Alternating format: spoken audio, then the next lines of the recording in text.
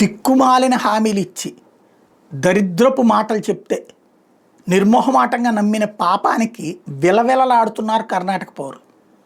వాళ్ళు అంతా తెలుసుకునేలోపు అంతా అయిపోయింది. తర్వాత వాళ్ళ తీర్పులు చెప్తున్నా వేరే వేరే వాటిట్లలో అసలు చోట మాత్రం వర్కౌట్ కావట్లేదు. వాళ్ళు ఇచ్చిన హామీలు అమలు చేస్తున్నది 30%, దోచుకుంటోంది 130%. ఇప్పటికే పాల ధరలు పెంచడం దగ్గర నుంచి వివిధ అంశాల్లో ధరలు పెంచడం ఒక ఎత్తు అయితే, అక్కడ అతిపెద్దదైనటువంటి సంక్షోభం ఏంటయ్యా అంటే రియల్ ఎస్టేట్.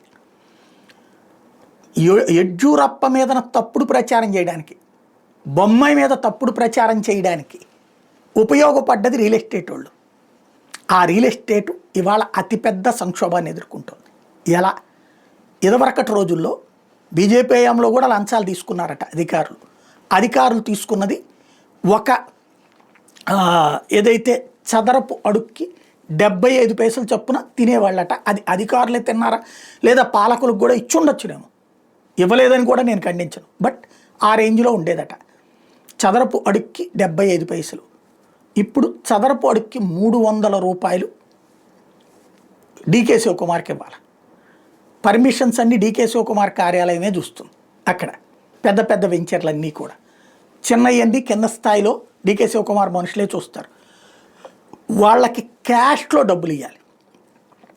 గతంలో కాంగ్రెస్ పరిపాలనలో ఉన్నప్పుడు వాళ్ళు ఏదో బోగస్ కంపెనీ పేరు చెప్పేవాళ్ళు, ఆ కంపెనీ అకౌంట్లోకి డబ్బులు వేస్తే సరిపోయేది. కానీ తర్వాత ఇన్కమ్ ట్యాక్స్ ఈడీ ఫేస్ చేశాక ఇప్పుడు అట్లా కాకుండా తప్పనిసరిగా క్యాష్లోనే.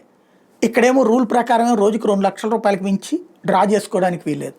దాంతో కొత్త ప్రాజెక్టులు, బడా ప్రాజెక్టులు చేపట్టేటటువంటి వాళ్ళు రోజుకి 2 లక్షల రూపాయలు చొప్పున డ్రా చేసుకుంటూ నెలలు ఏళ్ళు గడపాల్సి వస్తుంది. అదే సందర్భంలో 300 రూపాయలు చదరపొడికి వీళ్ళకి లంచం ఇస్తే ఇదివరకు 50 లక్షల నుంచి 60 లక్షల రూపాయలు విలువ చేసే ఫ్లాట్ల వాల్యూ, ఫ్లాట్లు నాట్ ప్లాట్, ప్లాట్ అంటే ఖాళీ చదరపు స్థలం, ఫ్లాట్ అంటే అపార్ట్మెంట్ కన్స్ట్రక్టెడ్ ప్రాపర్టీ, అది ఇదివరకటి రోజుల్లో 50-60 లక్షల రూపాయలు పలికింది. ఇవాళ 1,20 లక్షల రూపాయల ధర పలుకుతుంది. మరి వీళ్ళకి లంచాలు ఇచ్చుకున్న వాళ్ళకి ఏముంటుంది? ఇది కాకుండా ఈ ప్రభుత్వంలో ఉన్నటువంటి వాళ్ళకి ఇవ్వడమే కాకుండా ఈ అధికార యంత్రాంగానికి ఇచ్చుకునే మామూళ్ళు, ఇతరత్ర మామూళ్ళతో తల్లడిల్లిపోతున్నటువంటి పరిస్థితి. రియల్ ఎస్టేట్ దారుణంగా ఉంది. ఇంతవరకు ఆ విధమైన ఆంక్షల నుంచి ఇప్పుడు ఇక ఎన్నికలు దగ్గరకు వస్తున్నాయి కాబట్టి, అంటే ఎన్నికలు ఇప్పుడే దగ్గర ఏంటి అంటాం వెంటనే. లేదు, వాళ్ళకి 2023లో జరిగింది, స్టార్టింగ్లో జరిగింది. 23 అయిపోయింది, 24 అయిపోయింది, 25 ఇప్పుడు. ఇంకొక ఏడాది వచ్చేటప్పటికి అట్మాస్ఫియర్ బిగిన్ అయిపోతుంది. ఈలోపు ఇంకోటి అక్కడ గొడవ కూడా నడుస్తుంది. ఇప్పటికే జేడీఎస్ బీజేపీ కలిసిపోయినాయి.